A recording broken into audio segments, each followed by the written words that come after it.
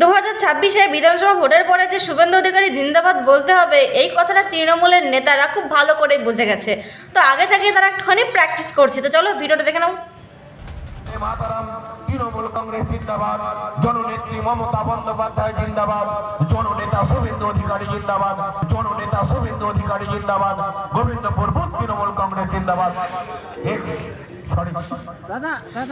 মানে ভাবো একবার, মানে নিজে জননেত্রী মমতা বন্দ্যোপাধ্যায় জিন্দাবাদ, ঠিক আছে, শুভেন্দু অধিকারী জিন্দাবাদ, সেটাও ঠিক আছে, কিন্তু সবথেকে বড় বিষয় যে পাশ থেকে যে হাততালি দিল, এমনকি যে সামনে এই মঞ্চের সামনে যারা বসেছিল তারাও কিন্তু হাততালি দিয়েছে।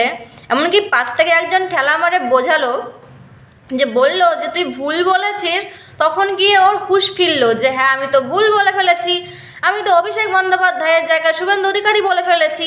মানে ভাবা যায় এখন তৃণমূল নেতারাও শুভেন্দু অধিকারী জিন্দাবাদ বলছে, প্লাস তাও আবার মমতা বন্দ্যোপাধ্যায়ের সঙ্গে একসঙ্গে জয়ধ্বনি।